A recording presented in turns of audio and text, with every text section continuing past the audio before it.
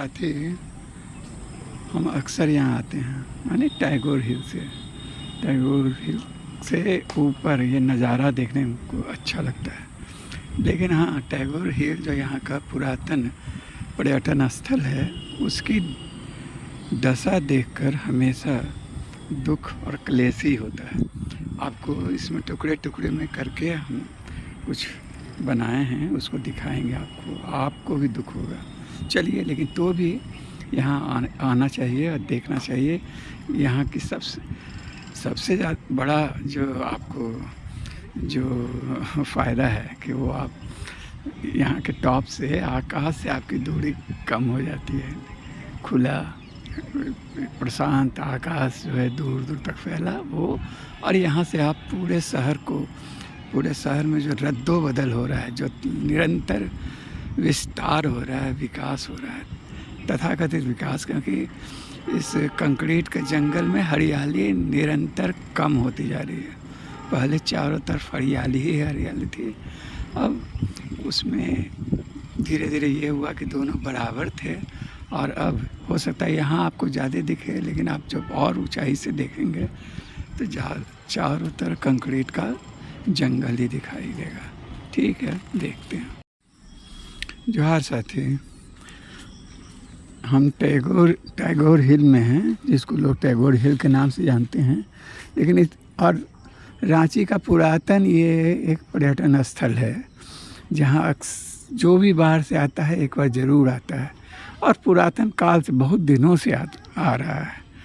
जब रांची आज जैसे नहीं थे, रांची एक महानगर का रूप जैसा लेता जा रहा है, जहाँ मॉल और इस तरह का कल्चर डेवलप कर गया है। जब टैगोर जो रांची एक शांत मनोरम स्थल हुआ करता था, उस दौड़ का एक चीज़ है।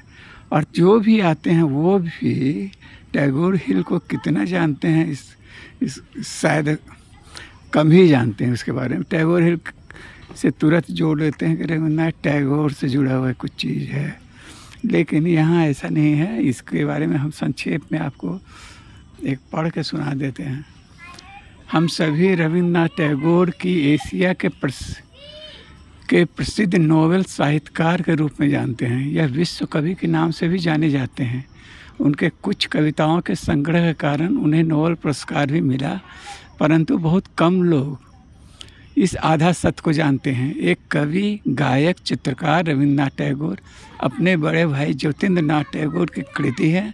रविन्द्रनाथ टैगोर के बहुत सारे संगीत उनके बड़े भाई द्वारा बनाई गई है, जो पूर्वी और पश्चिमी साहित्य और कलाएं के गहरे संस्कृति के गहरे समुद्र थे, जो वह रविन्द्रनाथ को भी सिखाए। ज्योतिन्द्रनाथ टैगोर ने शांति और ध्यान के लिए मोहराबादी हिल रांची को चुना था, जो आज टैगोर हिल के नाम से प्रसिद्ध है। वह 1910 से 1925 तक वहाँ अकेले रहकर शांति धाम की स्थापना की। वहाँ उनके अकेलेपन का साथी उनका एक पालतू कुत्ता गंजू और उसका बच्चा पप्पी एवं एक बंदर रूपी थी। 1910 से 1925 के अंतराल में पूरे भारत की प्रमुख हस्तियां वहां भ्रमण के लिए आया करते थे। वो ज़्यादातर शाम के एक छोटे से गांव, जो आज रांची के नाम से जाना जाता है, उसके भ्रमण के लिए वे जापानी रिक्शा से जाया करते थे। सत्येंद्रनाथ टैगोर, जो ब्रिटिश इंडिया के पहले ICS थे, उन्होंने पहाड़ के तल में एक छोटा सा घर ही बनाया था, जिसे सत्यधाम नाम से जाना गया, जिसमें एक होम्योपैथिक दवाखाना था, जो गरीब आदिवासियों के लिए निःशुल्क था। ज्योतिन्द्रनाथ टैगोर अपना अधिकतर समय यहीं हरियाली के बीच व्यतीत करते थे और इसी तरह टैगोर हिल ऐतिहासिक स्थल बन गया। राजकुमार द्वारका नाथ टैगोर, जो ज्योतिन्द्रनाथ टैगोर और रविन्द्रनाथ टैगोर के दादा थे, वह अपने क्षेत्र के महान हस्ती थे। महर्षि देवेंद्रनाथ टैगोर बंगाली समाज एवं साहित्य में सांस्कृतिक क्रांतिकारी परिवर्तन लाए थे।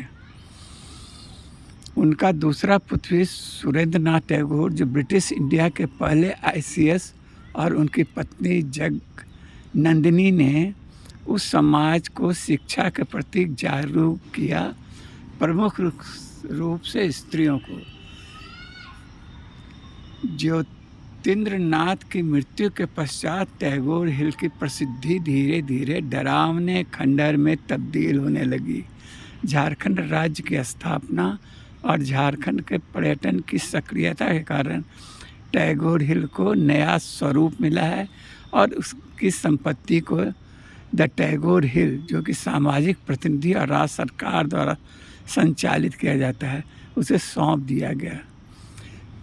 तो यही है यहाँ का। लेकिन कुल मिला के देखिए, सरकार इसको तो ले ली है, लेकिन इसका कोई मेंटेनेंस वगैरह का कोई, चारों तरफ गंदगी का अंबार है और चारों तरफ जो हैं सीढ़ियाँ हैं, खंडहर बनती टूटी फूटी एकदम इस तरह का है।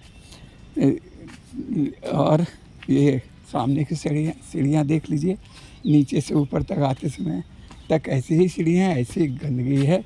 मेंटेनेंस के नाम पर यहाँ कुछ खास लगता है, होता नहीं है।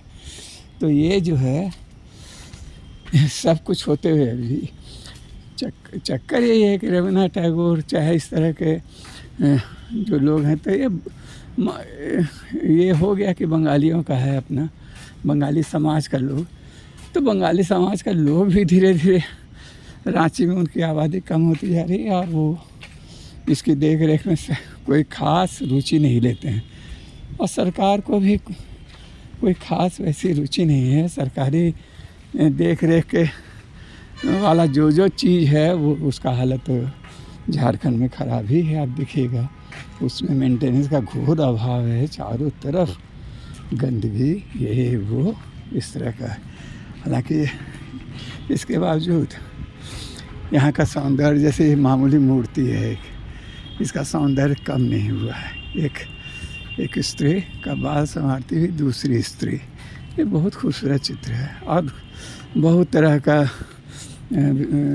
झंझावात झेलते हुए भी इसकी खूबसूरती कम नहीं हुई है।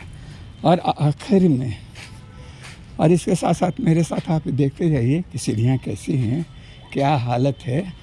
जो ये भवन जो था, जिसके बारे में चर्चा हम किए पहले, वो तो बताए ही, ये सब टूटा फूटा खंडहर ऐसा है। कुछ मरम्मत का काम इस तरह का हुआ है कि ये सब है। लेकिन मूल चीज़ है कि जिसके साथ सामाजिक सरोकार, लोगों की दिलचस्पी नहीं रहेगी तो उसका यही हाल होता है। तो मूलतः ही जो ये टैगोर हिल है, इससे थोड़ा बहुत आदिवासी समाज के लोग भी आते हैं, जाते हैं, घूमते फिरते हैं। उनका कोई गहरा सरोकार नहीं है और जिसको इसको देखभाल करने का जिम्मेवारी उठाना चाहिए था जिस समाज को, उसकी भी कोई ख़ास रुचि नहीं है, इसमें रह गया। बंगाली समाज के बहुत सारे लोग तो बाहर चले ही गए, कुछ लोग बचे हैं और दिनों दिन हालत ख़राब हो रहा है। हमको तो जब अवसर मिलता है यहाँ आते हैं और इसके टॉप तक जाते हैं और हर बार दुखी होते हैं।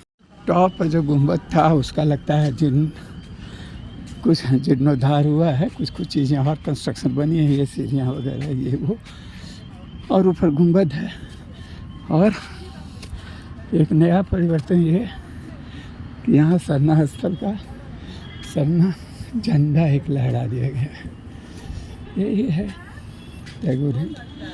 अफसोस इस बात का होता है कि मवा माझी हैं, साहित्यकार भी हैं, बंगभाषी भी शायद हैं, लेकिन उनकी भी सुध इस दिशा में नहीं है, जबकि सत्ता में वो मजबूत स्थिति अपना रखती हैं। लेकिन हालत जस का तस है इसका। ये कुछ गुंबद और उसको छोड़ के चारों तरफ खंडहर, खास करके यहाँ तक आने वाली सीढ़ियाँ। तो साथी यही है। अब एक बार यहाँ से देख लीजिए पूरे रांची शहर को।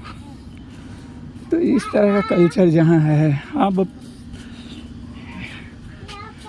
इस तरह का जो है, जिस चारों तरफ घर असंख्य घर ही घर, बहुमंजिली इमारतें, मल्टीप्लेक्स, क्या क्या नहीं है।